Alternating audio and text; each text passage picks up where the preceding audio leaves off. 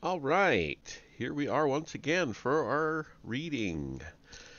Still reading Forbidden History, but we are finishing up the section on um, Atlantis and lost civilizations. So we've got two articles today. One of them is only 2 pages, not even quite 2 pages. The other's 8, so that'll be roughly equivalent to what we normally read. And then we get into, not today, not today, not enough time, but ancient high tech is what we will be getting into in the next reading after this, so next week.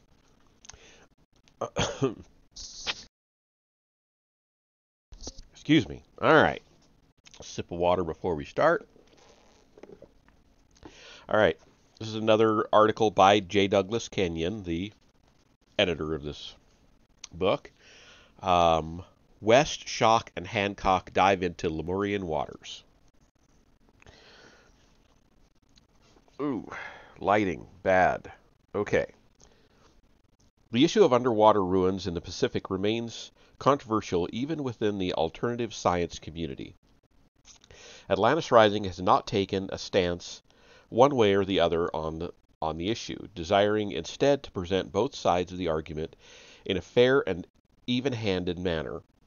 I will say, however, that those individuals who believe that these underwater ruins are man-made are supported by the argument presented by Frank Joseph in the foregoing chapter, while those who question this supposition may find themselves agreeing with the positions of Robert M. Schock, Ph.D., et al. In the following essay. Editor, signed editor. Okay. In September 1997, the maverick Egyptologist John Anthony West, accompanied by the geologist Robert M. Schock, Ph.D., and the writer Graham Hancock, visited the island of Yonaguni in Japan, where a mysterious 160-foot pyramid platform had been found under the waters of the ocean at a depth of 80 feet. In several dives, the three investigated part of what could be one of the most significant discoveries of the century. Subsequent to the trip, West shared with Atlantis Rising his opinion regarding the site's archaeological authenticity. He and Schock, it was pointed out, had made the trip predisposed to believe that here could be the great breakthrough most of us have been waiting for, the discovery of undeniable proof of the existence of pre-Diluvian civilization. The area has been underwater for at least 11,500 years. The photos that had been shown certainly appeared unambiguous, and after all, it was their research that had, a few years earlier, shaken the academic establishment by demonstrating that it was water and not wind-blown sand that had weathered the Great Sphinx of Egypt, thus establishing that it was thousands of years older than previously supposed. After examining the Yonaguni site, however, both West and Schock are of the opinion that it is probably natural in origin, though perhaps worked over by human hands in some way, maybe to create a terraform. Nevertheless, the two continue to believe that even if the Yonaguni site is of strictly natural origin, the spot remains one of the most, if not the most, unusual to be found anywhere. The one thing that West, Schock, and Hancock agree on unanimously is the need for much more research and a complete examination of the site, as they all feel it is far too early to draw any final conclusions. In response to West's comments, Atlantis Rising contributor Frank Joseph pointed out that West, Schock, and Hancock visited only one of the 8 locations that are spread over a 311-mile area, and added that the onus is now on Schock to demonstrate just how geomorphologic forces could have created the formations, which, if indeed natural, are unique in the world. After attending a conference of avant-garde researchers held in England by Quest magazine, also attended by West, Joseph reports that while there is still much controversy and complexity surrounding the issue, the consensus at the conference he felt was that the formations were of man-made origin. Joseph also added that laboratory analysis by Japanese researchers of some of the stone from the site is consistent with artificial tooling.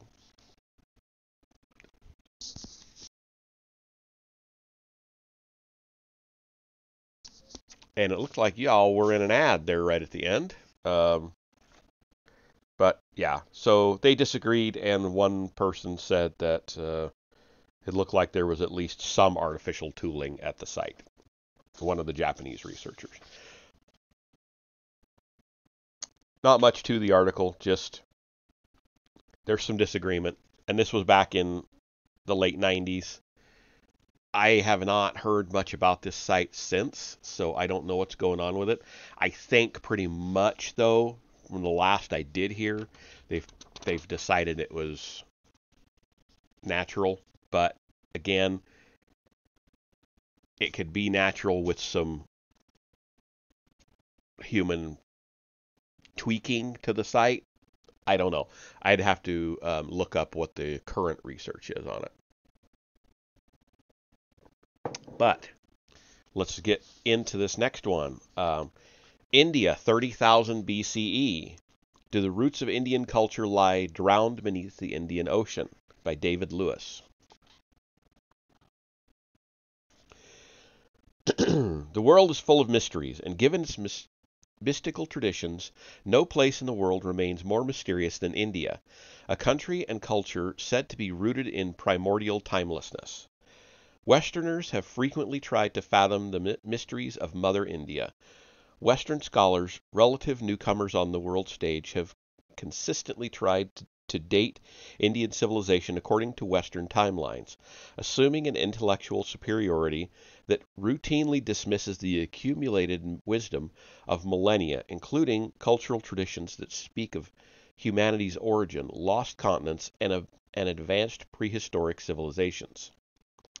But that wasn't always the case. In the mid to late 19th century, when scientific ideas about human origins had only begun to take shape in Europe, many early geologists and archaeologists accepted the idea of a biblical flood and lost continents for which they found much hard evidence, even a landmass in the Indian Ocean, the great southern continent of the British naturalist Alfred Russel Wallace. Today, mainstream science still theorizes that land masses such as Gondwanaland and Pangaea must have existed, although they are relegated to extremely ancient epochs, 180 to 200 million years ago. Lemuria, the term for a lost continent in the Pacific or Indian Ocean, came to life in the 1860s, when geologists found a striking similarity between fossils and sedimentary strata in India, South Africa, Australia, and South America. These geologists surmised that a great continent, or at least a land bridge, or series of islands, must have existed in the Indian Ocean, and this landmass was named Lemuria by the English biologist Philip L. Scalter, after the lemurs of Madagascar. And there is a picture here. Interesting enough, I'm going to go ahead and show it. I believe, yeah, it's from James Churchward's map of Mu. Oh, you know what? I just realized I'm on my gaming, not my chatting. So there we go. Sorry. It means you get to look at me, but it also means you can see this map. So, focus. There we go. So if you haven't read James Churchward's book, I believe it's The Antediluvian World, something like that. That map comes out of it, and I recognize it from that book, but I think it is just The Antediluvian World. It's the name of it. But anyway, James Churchward. I may have the book around here. I may not have the physical book anymore. I may have an electronic copy, but we'll deal with that later. That's one I am going to want to read eventually. Madam Helena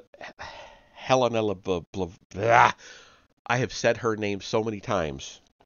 H.P. Blavatsky, Helena Blavatsky, founder of the Theosophical Society, wrote extensively in the late 19th century of Lemuria, and in the 1920s, Colonel James Churchward claimed to have discovered certain ancient tablets in India describing long-lost Mu, or Lemuria, a golden civilization said to have existed in the Pacific. Churchward devoted his life and study to bringing the lost Lemurian culture to life in a series of books. I will definitely be getting into their books in these streams too. At some point, when we get just a little bit closer to the end of this, I will put out a survey, a poll, probably just on Twitter, and see what people want to read next. There's so many things that we could be reading. Continental drift theory, which proposes the extremely slow drifting of continents, and then the concept of plate tectonics, did away with Lemuria in the minds of many, while satisfying one of the essential tenets of modern scientific thinking about origins. This essential tenet is called uniformitarianism, which holds that all natural developments on Earth come about extremely slowly, incrementally, and in a more or less uniform fashion. Great floods, global cataclysms, and the submergence of continents in recent prehistory smack of the biblical, and so the anti-biblical Darwinists of bygone days imposed the doctrine of uniformitarianism upon the early geologists and archaeologists. The idea that grand-scale cataclysms had anything to do with prehistory, once considered heretical, only recently came into fashion on the heels of evidence that a large impact asteroid struck the Yucatan area, causing the extinction of the dinosaurs many millions of years ago. And we've all heard of that one, along with multiple other impacts. There's an impact crater similar to it in New Mexico, am I remembering right? But consider the ancient South Asian traditions that mimic the findings of early geologists, those that say an inhabited continent once existed in what is now the Indian Ocean. This is a belief that thrives to this day among people of southern India, in Sri Lanka, and in islands of the Andaman Sea off Malaysia. One tradition emerges from the writings of ancient Ceylon. I don't know if I'm pronouncing that right. It's Ceylon. Is it Ceylon? If somebody knows, let me know. That refers to a lost civilization in the area now occupied by the Indian Ocean, and a landmass that connected the Indian subcontinent with the island of Sri Lanka. The kind of tradition dismissed as fable by the modern-day intelligentsia. Quote, in a former age, an ancient Ceylonese text states, the citadel of Rawana, lord of Lanka, 25 palaces and 400,000 streets were swallowed by the sea. End quote.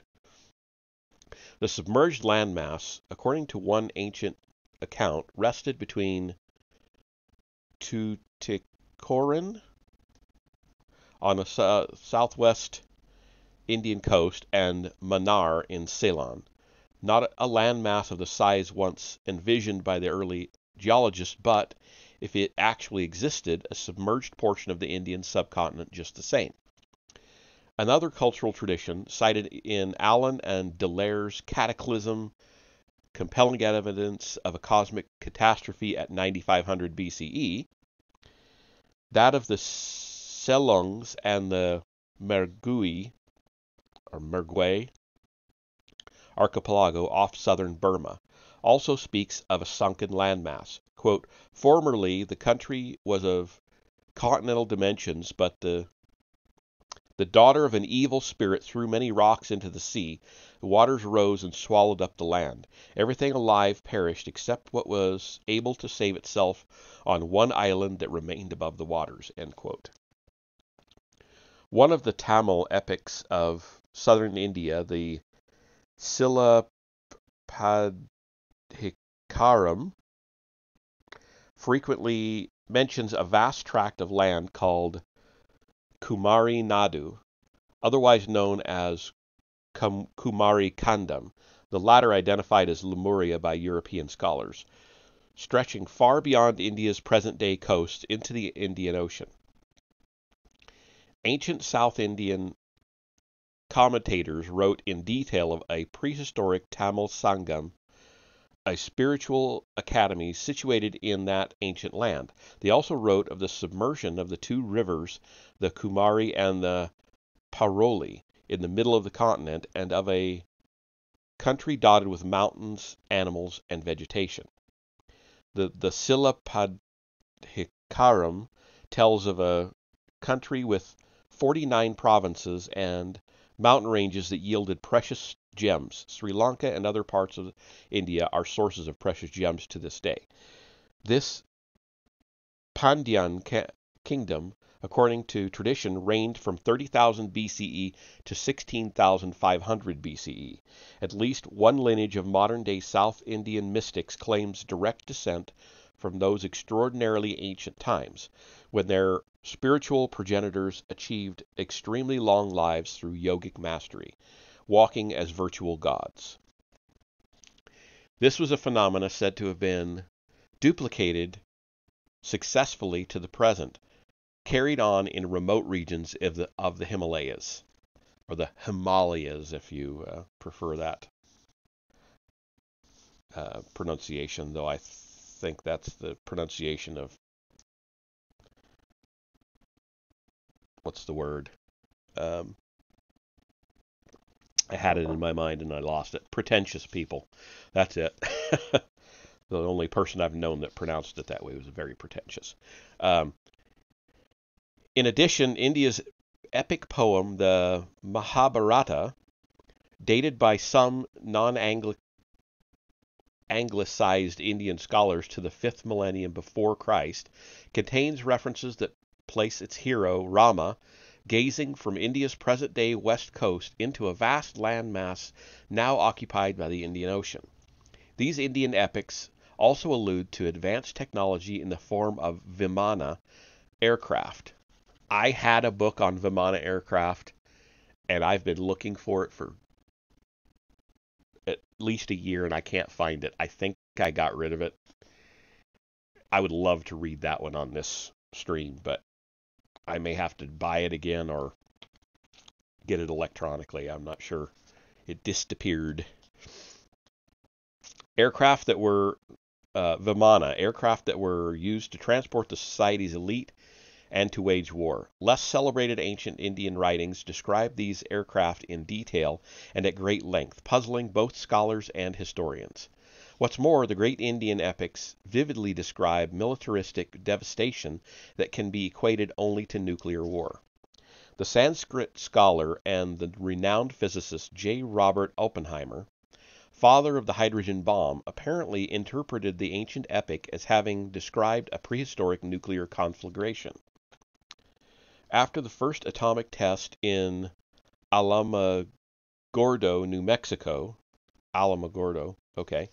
Oppenheimer chillingly quoted the Mahabharata, saying, quote, "I have become death, the destroyer of worlds," end quote. In a later interview, when asked if the Alamogordo, I don't know why I can't say that one, test was the first time an atomic bomb had been detonated, Oppenheimer replied that it was the first time in modern history. Oppenheimer, notwithstanding our tales of flying machines, lost continents, and prehistoric nuclear war merely mythical, or do these ancient references provide us with a historical record long forgotten and then dismissed by modern science and its modern prejudices as fantasy? Okay, then, the knowledge filter. To begin to answer that question, we must first look at the history of scholarship as it pertains to India.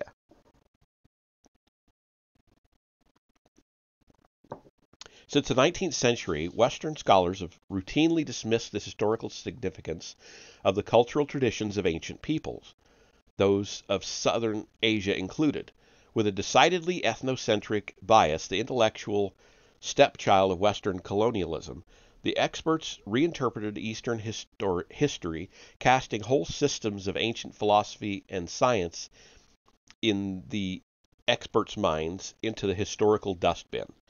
This historical dustbin is the repository of all things conflicting with European models such as biblical Christianity and scientific materialism. Here we find the very inception of the, quote, knowledge filter, end quote, or now well known to students of alternative archaeology, geology, and other disciplines involved with the search for lost origins. India, with her treatment by the West and her acquiescence to that treatment, typifies the way in which Western intellectualism conquered the world. Call it the quote-unquote West is best model, a strict adherence to European doctrines that deny traditions and attempt to offer decidedly more ancient theories regarding the origins of civilization than those of the Western scholars. On top of this, add a scientific materialism that denies all non-material theories regarding the origins of man, life, and reality. Excuse me. Okay, so what do we got here? So this is a speculative map showing submerged Tamil Nadu landmass. So you can see India right here. Oh, so hard to do backwards. And then all that landmass down here is Tamil Nadu. And Africa is over here on this edge. Okay.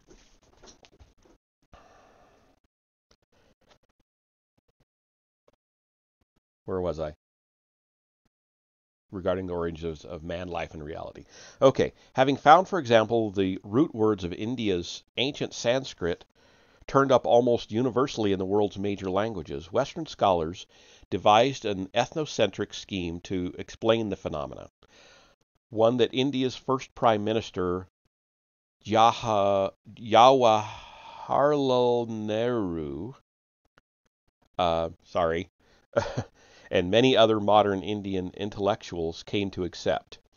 A previous European people must have once existed, the scholars told us, an Indo-European race upon which the world and India drew for its linguistic roots and genetic stock. Ah, that's the Aryan theory. Yeah. The scholars also expropriated the now mythic Aryans, Aryans, not the same Aryans as the Nazis, at least to my knowledge. Maybe they stole the word, but Aryans of ancient India to flesh out this scenario. This mythic race, we were told, derived from Europe and then invaded the Indus Valley in the north of India, making Sanskrit and Vedic culture a product rather than a progenitor of Western civilization, and rather young at that. But the Aryan invasion theory has since fallen into disrepute after being downgraded to a migration theory. James Schaefer of Case Western University, a noted archaeologist specializing in ancient India, had this to say on the matter. Quote, the archaeological record and ancient oral and literate traditions of South Asia are now converging, Schaefer recently wrote. A few scholars have proposed that there is nothing in literature firmly placing the Indo-Aryans outside of South Asia, and now the archaeological record is confirming this. We reject most strongly the simplistic historical interpretations which date back to the 18th century, the time of the British invasion of India. These still prevailing interpretations are significantly diminished by European ethnocentrism, colonialism, racism, and anti-Semitism. End quote. Anti-Semitism? Where the hell does that come in? Okay, none of this, of course, speaks well of Western scholarship. Southern India, a land whose Cultural roots are said by some to stretch into an even more profound antiquity than that of the North, suffered a similar fate. Speakers of the Proto-Dravidian language, the forerunner of a family of languages spoken in the south, and some say of Sanskrit itself, entered India from the northwest, we were told.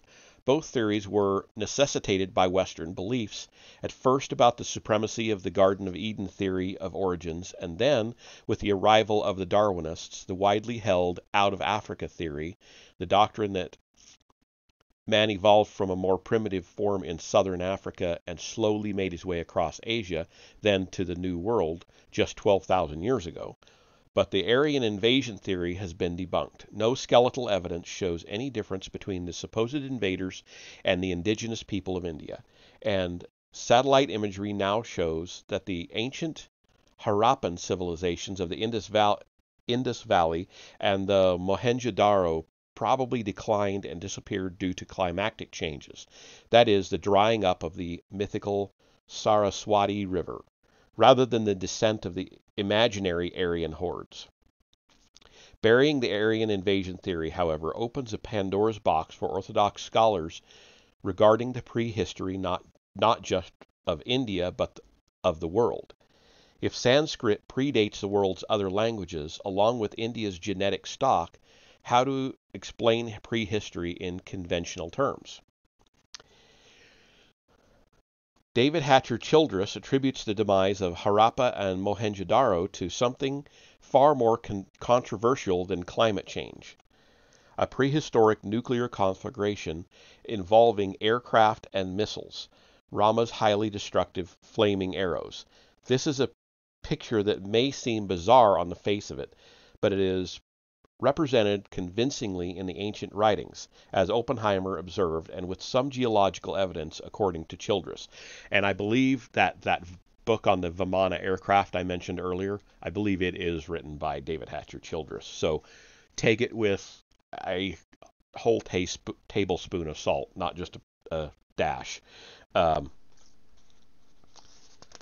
He has some wild ideas, and they're fun to read, but, I'm not sure how good his research actually is. Meanwhile, even Orthodox thinking dates Indian village culture thought to be the forerunner of Mohenjo-Daro and Harappan civilization to an extremely ancient age. Excavations at Meghar in modern-day Pakistan have pushed back the date in India to 6000 BCE, before the so-called advent of civilization in the Middle East. Some Orthodox scholars credit India not only with the first alphabet, but also as the cradle of civilization, whence sprang Mesopotamia, Sumeria, and Egypt. Linguistic evidence, moreover, offers intriguing clues. The indigenous languages of places as distant as Kamchatka and New Zealand, I don't know where Kamchatka is, and New Zealand bear a similarity to Tamil, the language of southern India. Tamil words turn up, furthermore, in the world's great classical languages, Sanskrit, Hebrew, and Greek.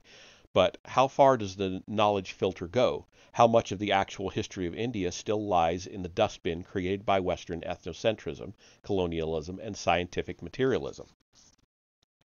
The demise of the Aryan invasion theory may represent only the tip of the iceberg of misconceptions about the age and nature of the ancient Indian subcontinent, its culture, its people, and its accomplishments. It has long been claimed that Mother India holds a history that stretches into the dim and forgotten mists of the past, to a time before all myth began, when great rishis, men of profound wisdom and phenomenal spiritual attainment, walked the earth. The ancient India, said to be a product of the gods, dates to the times out of which grew the epic poems, the Ramayana and the Mahabharata, and the ancient traditions of Tamil Nadu in southern India. This ancient India was a land whose culture was said by some to predate that of the north, having once existed as part of the Kumari Kandam, a great southern continent, thought to have stretched from present-day Madagascar to Australia and dating to a staggering 30,000 BCE. Obscure texts of the Siddhanta tradition of Tamil Nadu reportedly say that a great deluge inundated Kumarikandam. This is a notion that is echoed in the writings of Colonel James Churchward and of W.S. Survey, both of whom claim knowledge of texts, Indian and Tibetan, respectively, that speak of a long-lost continent situated in the east. And that actually brings something to mind, something I learned when I was still in school for my anthropology degree, was theories of how people originally got to Australia, how the Aboriginals got there. They've dated as far back as, I think, 50,000 years that they've been on the Australian continent. And the theory was that, or the prevailing theory is that they got there while the ocean levels were low via a land bridge that basically connects all the islands through Southeast Asia and the Philippines, all through there, and gets you all the way to Australia. The problem is that the Marianas Trench goes right through the middle of that, and even back then, it would have been a 200-mile wide stretch of ocean. And the theories that they didn't have any kind of boats, they weren't intelligent enough to make a boat, basically says, okay, then how the hell did they get there? Well, if this continent existed, which is still right in that area, but at least if this continent existed at that point, could that explain? Especially if it supposedly sunk roughly 30,000 years ago. Just saying. Just saying. That could explain if they could actually prove it existed. It might fix that problem with the theory of how people got there. Anyway, where have all the mammals gone?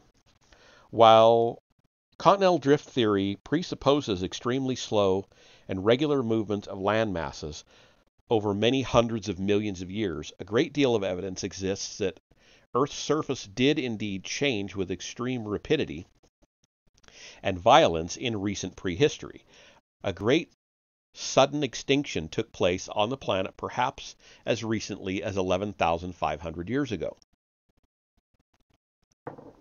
usually attributed to the end of the last ice age. Is it called the Younger Dryas? In which hundreds of mammal and plant species disappeared from the face of the earth, driven into deep caverns and charred muck piles the world over. Modern science, with all its powers and prejudices has been unable to adequately explain this event. Instead, one might reasonably say it has tried to explain away the evidence with ever more cumbersome Ice Age theories meant to account for everything and anything of a cataclysmic nature that happened in recent prehistory. Gradual glacial movements caused all the death and destruction, we are told, though such assertions do not account for much of the worldwide evidence indicating that, on review, a global cataclysm must have taken place. Indeed, scientists can't explain why massive glaciers would slide in the first place. Yeah, exactly. They can't explain things like the woolly mammoths they found basically flash frozen with food still in their mouths, like they were still feeding when they died.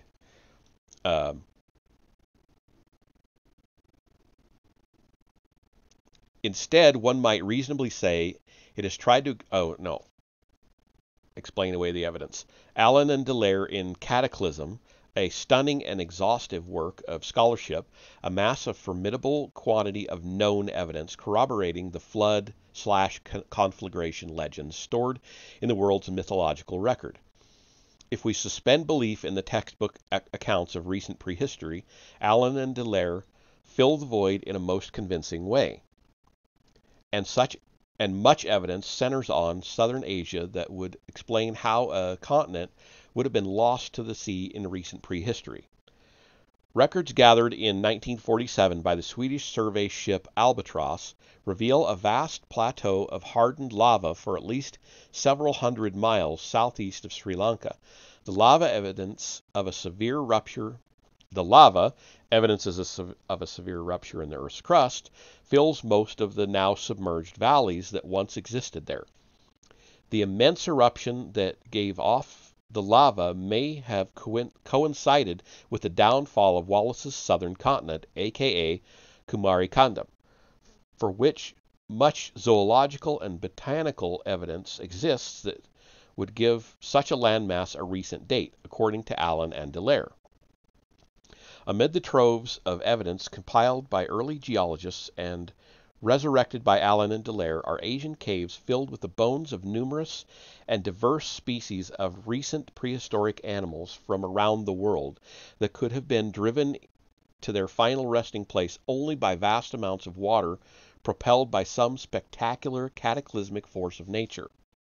In light of Allen and Dallaire's work, other geographic anomalies such as India's Deccan Trap, a vast triangular plain of lava several thousand feet thick, covering 250,000 square miles, and the Indo-Gangetic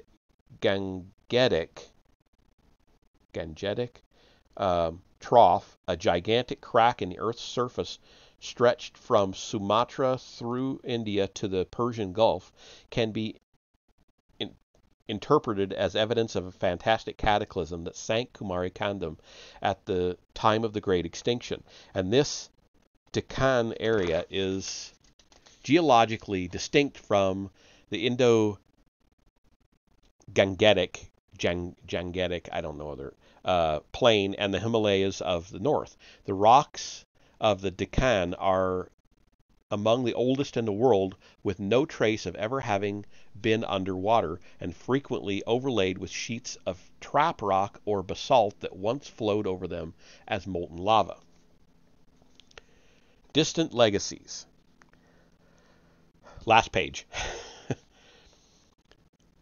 Other titillating fragments of anomalous evidence suggest a pervasive, if not advanced, seafaring or even airborne culture having once existed in Kumarikandam.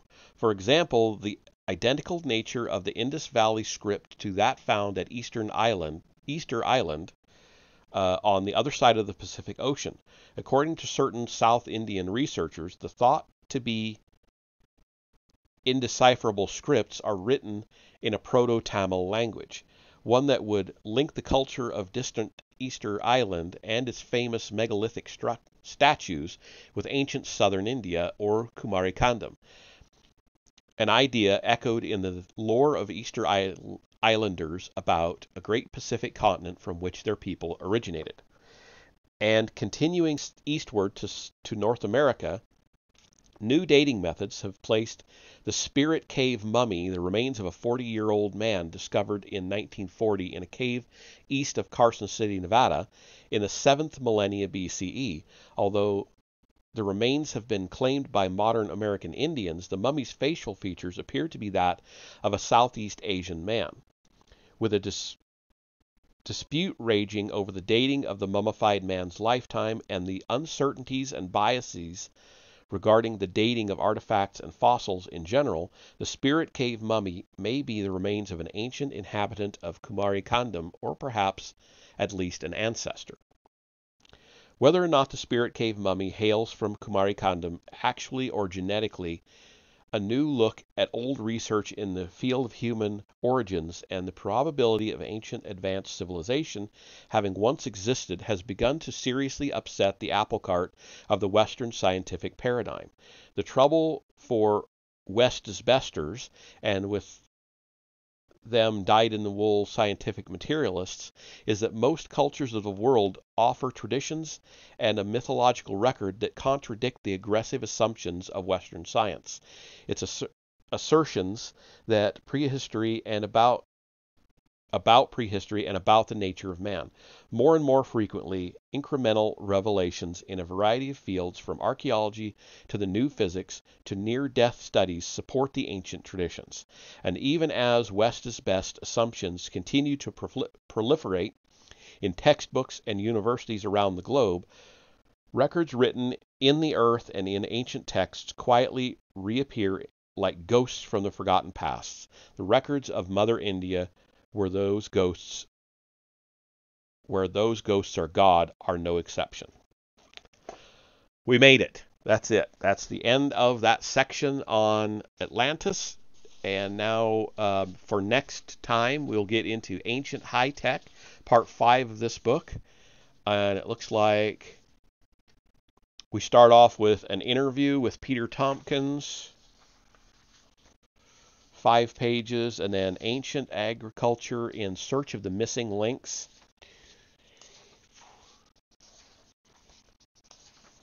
That one's a fairly long one. That's all we'll get through next time. And then we get into Atlantean Technology, How Advanced. So, yeah, this section is on Ancient High Tech. So you can assume there's going to be stuff about Atlantis, Egypt, things like that. So that'll be the next section starting next week. And I don't know how far that takes us. That's part 5 of the book. I think there are 6 sections in this book.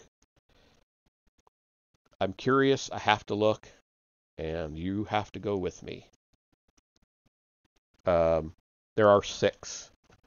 So this next section has quite a few articles in it. 14 articles total. And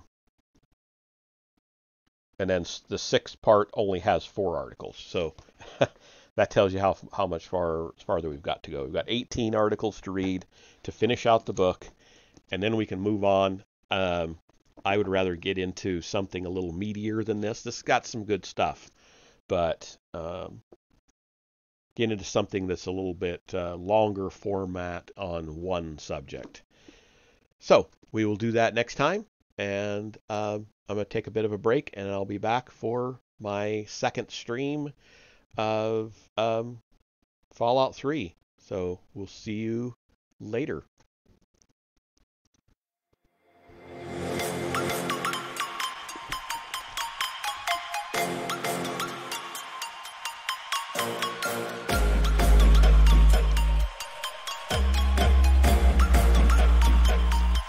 Prepare to die.